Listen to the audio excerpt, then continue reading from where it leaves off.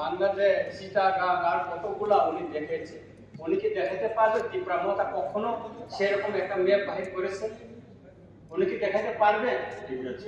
হ্যাঁ, ওনারা যখন উনি বলছে গতকাল সিপিএম এর কারণে ওনারা ত্রিপুরা লেন চেয়েছিল, গতকাল ওনার বক্তব্যে আছে, রেকর্ডে আছে, আর উনি তীব্রামতাতে জয়েন করেছিল। এরপরের দিনে উনি যে লাইভ একটা দিয়েছিল, আমার কাছে ফটো আছে, এটা আপনি বুঝছেন, আমি অনেক প্লে করে দিতে পারি।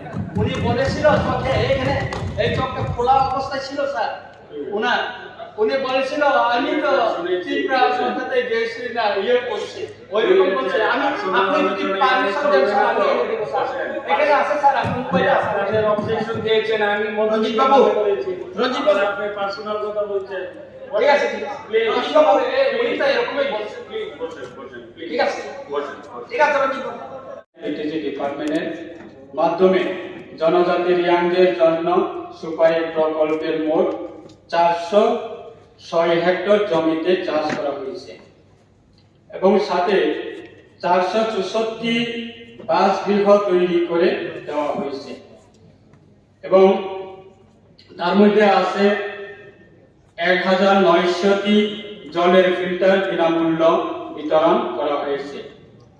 প্রায় 98 কিলোমিটার রাস্তা ব্রিক সোলিং তৈরি করে দেওয়া হয়েছে এবং 2180 জনের মধ্যে শুকর ছানা বিলি করা হয়েছে। 2560 জনের মধ্যে মুরগি ছানা বিলি করা হয়েছে। 310টি ঘর তৈরি করে দেওয়া হয়েছে ব্যবসা করার জন্য, যারা বেকার বেকার স্থলভাবে 310টা নক্স নামের জায়গা। তাই বৃত্তিমূলক প্রশিক্ষণের জন্য মোট 153 জনকে ব্যবস্থা করা হয়েছে এবং স্কিল বিসিটি লেবার আপনা সামনে ফরমবে বড় আপনা সার্টিফিকেট ইয়া খরচা মানিব এবং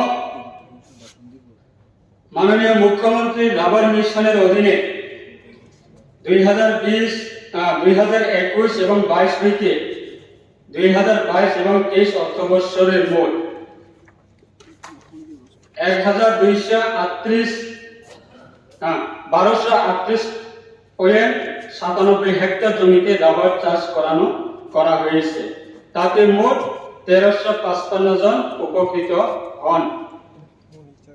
আমরা এই যে রাবার মাননীয় মুখ্যমন্ত্রী রাবার মিশনের মাধ্যমে আমাদের দপ্তর থেকেও দেওয়া হয়েছে এবং 2023 এবং 24 অর্থবর্ষে 600 হেক্টর জমিতে রাবার চাষ করার সিদ্ধান্ত নেওয়া হয়েছে আগামী অর্থবর্ষের জন্য এবং 2022-23 আর্থিক বছরে টিআরপি-এনপিটিজি কেন্দ্রীয় সরকারের উপজাতি কল্যাণ মন্ত্রকের নিকট মোট 30,15,75,000 টাকা প্রকল্প প্রেরণ করা হয়েছিল।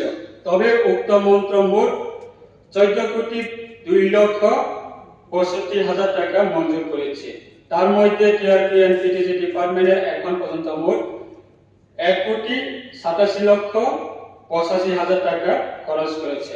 অবহিত 12,15,60,000 টাকা খরচ জারি আছে। তার জন্য প্রজেক্ট স্টান ইত্যাদি নির্বাচন করার হয়েছে এবং পুনরুদ্যমের কাজ চলছে এবং আমার এই যে অনারেবল বিধায়িকা স্বপ্না দেববর্মা মহোদয়া উনি আবেদন রেখেছে যে আমাদের এডুকেশন সিস্টেমটাকেও আমাদের টিআরপি-এনপিটিজি দপ্তরের মাধ্যমে আমাদের যারা এই গ্রুপ ছাত্রছাত্রী আছে তাদের জন্য শিক্ষার ব্যবস্থা আমাদের দপ্তর যথেষ্ট সহযোগিতা আছে এবং সাহায্য করছে এবং দপ্তরের আগামী দিনে আমাদের পরিকল্পনা আছে বিভিন্ন দপ্তরের বা বিভিন্ন জনজাতি গোষ্ঠীদের মধ্যে আমরা আগরতলা বেসিক্যালি সবাই আগরতলাতে বসবাস করি এবং আগরতলাতে আমাদের শিক্ষার জন্য অনেকে দূর দূরান্ত থেকে আসে।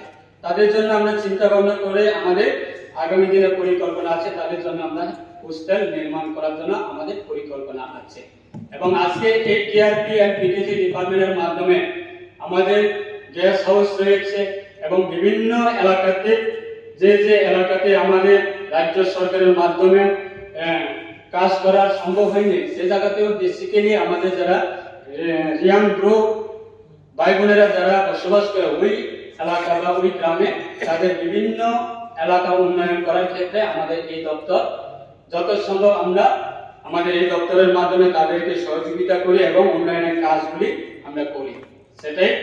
এবং আমি সেটাই বলবো, আমাদের যারা অপোজিশন, আমাদের মাননীয় অপোজিশনরা যারা আছে, আমরা সবাই একসাথে মিলে আগামী দিনে আমাদের যে পরিকল্পনা এবং আমাদের এই জনজাতিদেরকে আমরা সেটাই বলি, আমরা আগামী দিনে আমাদের যে জনজাতিদের যতগুলি সমস্যা আছে সেটা একমাত্র সমস্যার সমাধান করতে পারবে আমি মনে করি, এবং আমরা আইপিওটি মনে করি রাজ্যের মাননীয় মুখ্যমন্ত্রীর নেতৃত্বে আমাদের ভারতের প্রধানমন্ত্রী নরেন্দ্র ভাই মোদী, উনি একাই পারবে।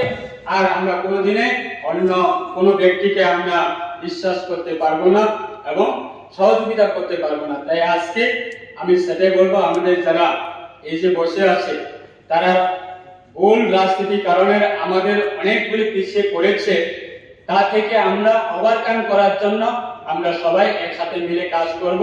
এবং আজকে এই যে আমাদের বাজেটের উপরে যে আমাদের মাননীয় বিধায়ক কার্যক্রমে এনেছেন, সেটাকে আমি সুতরাং মাননীয় বিধায়িকা কর্তৃক আনিত সাতাইয়ের যে প্রস্তাবটি গ্রহণযোগ্য নয় বলে আমি মনে করি, এবং সেটাই আমি কয়েকটি কথা বলে আমি শেষ করছি। ধন্যবাদ। মাননীয়